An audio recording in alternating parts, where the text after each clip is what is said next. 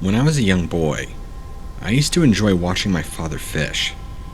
I suppose it was inevitable that I too would follow in my father's footsteps when I got older, and then I did. I worked as a fisherman for 40 years. I suppose the years drifted by quickly, and it's only now at the age of 87 that I pause to reflect on the past.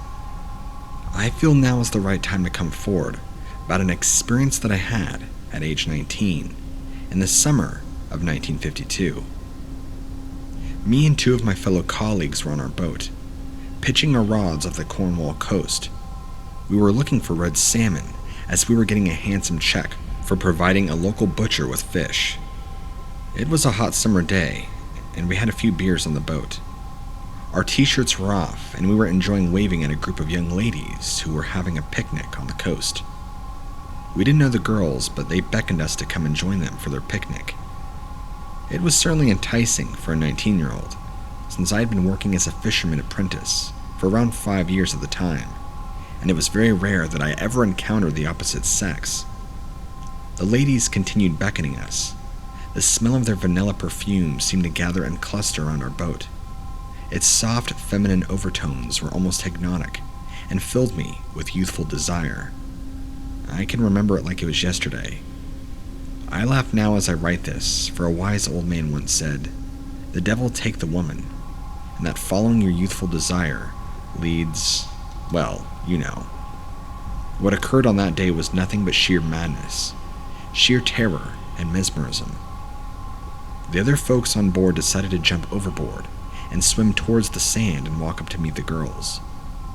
I told them that it seemed like a good idea and encouraged them to go. As soon as they jumped over, the sky became very gray and it started to rain heavily.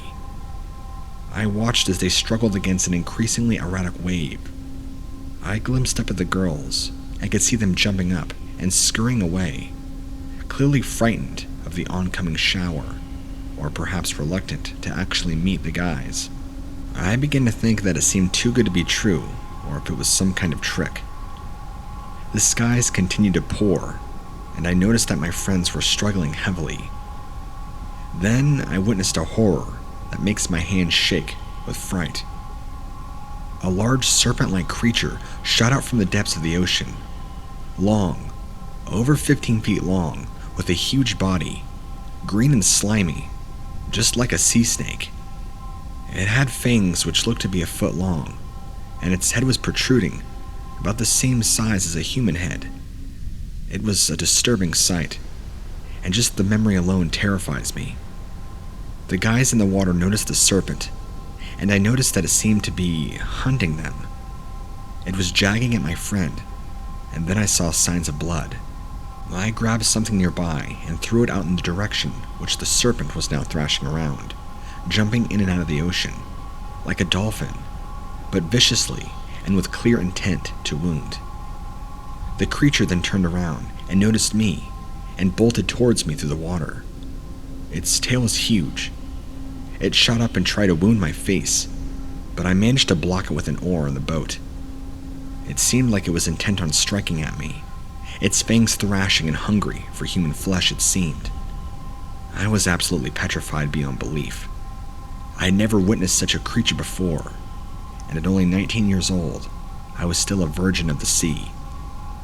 Even my father had never heard anything like this, or encountered anything. I attempted to wrestle with the beast, but I began to feel I was doomed. The serpent-like creature managed to mount the boat, and was now facing me directly. The boat capsized slightly, and seawater poured in my feet, where were now soaking. I knew that I was going to die, but I knew I would not give up without a fight. I continued kicking frantically at the beast, hoping that if I made contact with it, it would retreat in fear.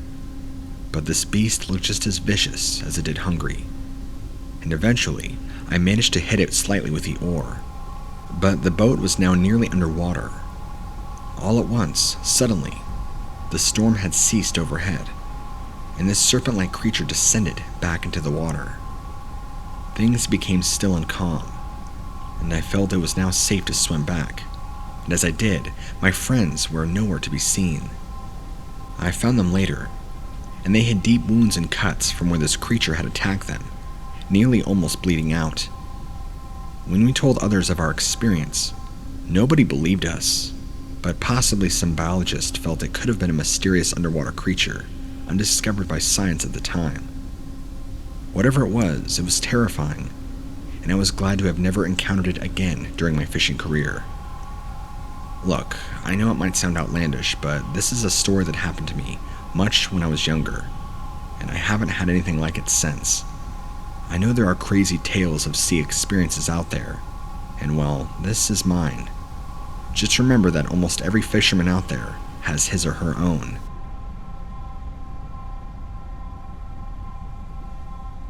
Hi, what lurks beneath. Let me introduce myself. I'll go by the name David, and I'm a primary school teacher from Northern Ireland. I came across your channel as I recently had a disturbing experience that has been wreaking havoc on my mental health. I've been off work now for 1 year, and don't see that I can reasonably go back at the moment. Not just because of COVID, but because of what I saw and witnessed during the summer of back in 2018. Every year, the teachers take the primary 7 class, whom are all aged around 11, to a seaside resort. It's always such a fun and memorable weekend, and it's all to wish them a farewell before they go into secondary school. The weekend is always filled with all sorts of activities and fun. The kids love it, and so do the teachers. I have thoroughly enjoyed attending the annual trip for the last 10 years, but that was until 2018.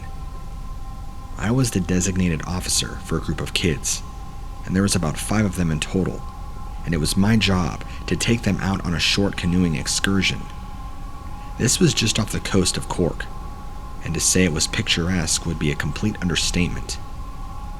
I remember thinking how lucky I was to be Irish, and how blessed I was to have a job that allowed me to explore such beautiful spots and get paid for it all at the same time. We all took our canoe boats out, and all of us had life jackets. We also all had whistles in case we got into any kind of trouble. Most of the kids had been canoeing before, so had a knack for it. But there was one kid who was on the spectrum, autism, and had poor hand-eye coordination, who struggled to use his oar. He was high functioning, so he wasn't a total vegetable. I had to help him and spend a little extra time with showing him the technique, but he eventually got the hang of it.